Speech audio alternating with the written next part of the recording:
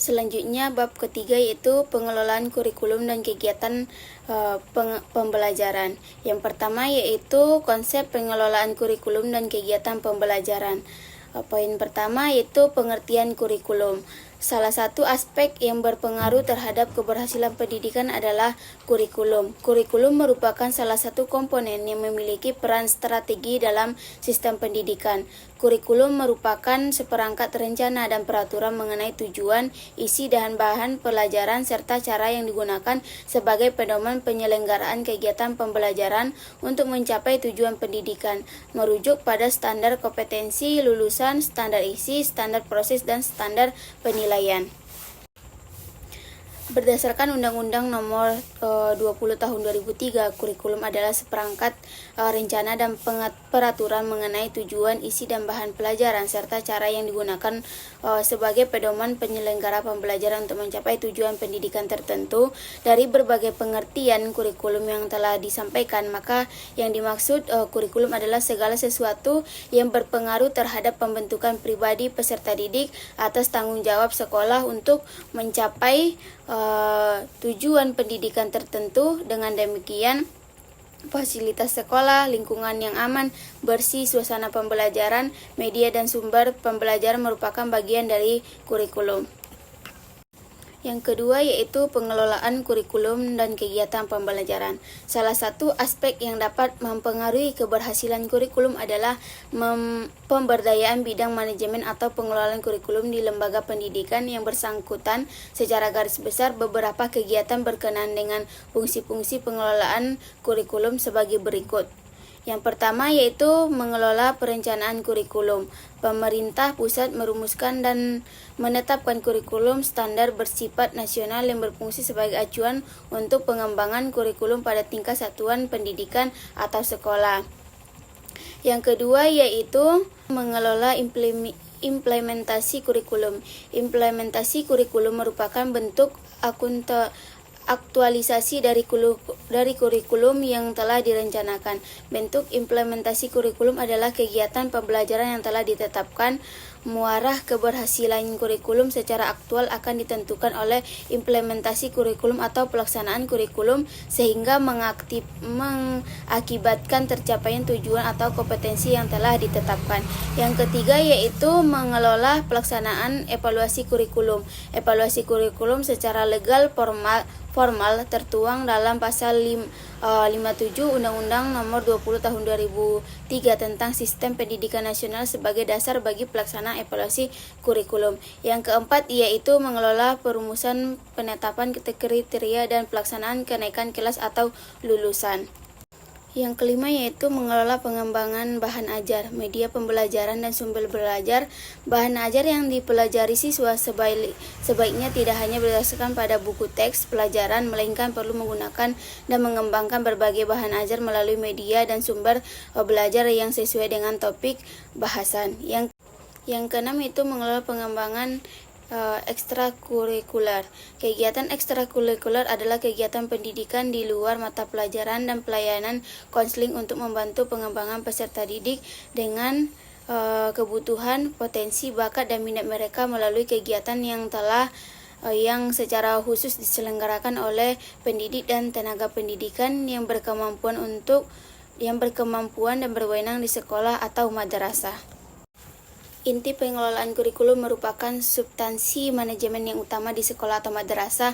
Prinsip dasar manajemen kurikulum ini adalah berusaha agar proses pembelajaran dapat berjalan baik dengan tolak ukur pencapaian tujuan oleh peserta didik dan mendorong guru untuk menyusun dan terus-menerus menyempurnakan strategi pembelajaran.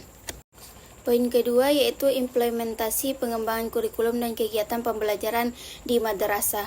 Pengelolaan bidang kurikulum dan kegiatan pembelajaran dalam standar pengelolaan pendidikan mengatur tentang penyusunan kurikulum, kalender pendidikan, program pembelajaran, penilaian hasil belajar, dan peraturan akademik. Oleh karena itu, untuk aplikasi pengelolaan bidang kurikulum dan kegiatan pembelajaran di madrasah, terutama pada madrasah aliyah swasta, dapat dilihat pada pengelolaan bidang bidang kurikulum dari kegiatan pembelajaran yang ada pada 5 madrasah aliyah swasta. Yang pertama yaitu penyusunan kurikulum madrasah aliyah. Yang kedua yaitu kalender akademik. Yang pertama yaitu penyusunan kurikulum, yang kedua yaitu kalender pendidikan, yang ketiga yaitu program pembelajaran, yang keempat yaitu penilaian hasil belajar, dan yang kelima yaitu peraturan akademik. Yang ketiga yaitu tentang pengelolaan kurikulum dan kegiatan pembelajaran di madrasah. Kurikulum merupakan salah satu komponen pendidikan yang memegang peran penting dalam menentukan ke arah mana sasaran dan tujuan peserta didik akan dibawa, serta kemampuan minimal dan keahlian apa yang harus dimiliki oleh peserta didik setelah selesai mengikuti program pendidikan. Atas dasar itu, maka pengelolaan bidang kurikulum dan kegiatan pembelajaran tidak lepas dari berbagai tantangan yang menuntut adanya penyesuaian tertentu dalam bidang pendidikan, merupakan suatu hal yang harus dilakukan. Seperti halnya tantangan dalam pengelolaan bidang kurikulum dan kegiatan pembelajaran di madrasah aliyah sebagai madrasah yang berada di bawah naungan pesantren. Di samping itu, kurikulum pemerintah juga terdapat kurikulum pesantren sehingga jumlah mata pelajarannya lebih banyak. Hal ini mengakibatkan beratnya beban pelajaran bagi siswa yang tidak memiliki basis pendidikan agama dari pesantren atau madrasah sanawiyah. Dari tantangan yang telah saya jelaskan tadi, pengelolaan bidang kurikulum dan kegiatan pembelajaran secara garis besar dapat dikatakan bahwa sistem kurikulum ini itu sendiri yang menjadi tantangan, sehingga menyulitkan pihak pelaksana, terutama tataran guru, ketika harus mengubah pola pembelajaran yang sesuai dengan perubahan sistem dan aturan kurikulum yang ada, terutama harus mempersiapkan administrasinya. Sekarang ini harus ada RPP, harus ada silabus. Ini yang membingungkan pihak pengelola, terutama kepada para guru. Dari permasalahan tersebut berakibatkan membingungkan para guru karena seringnya berganti kurikulum dan format silabus dan RPP. Format yang satu belum dipahami sepenuhnya sudah diganti dengan format yang lain. Di samping itu berakibatkan pada beban peserta didik terlalu berat untuk menguasai. Di samping itu berkaitan pada beban peserta didik terlalu berat untuk menguasai seluruh pembelajaran, kurang fokus dan penguasaan peserta didik tidak sepenuhnya, serta pendalaman ilmu bidang jurusan waktunya terbatas nanti dilaksanakan ketika peserta didik naik di kelas selanjutnya. Baiklah, cukup sekian yang dapat saya sampaikan mulai dari bab 1 sampai bab 3. Di sini dapat saya menyimpulkan bahwa pengelolaan pendidikan di madrasah sangat penting untuk meningkatkan kualitas belajar, terutama dalam menghadapi persaingan dengan sekolah umum.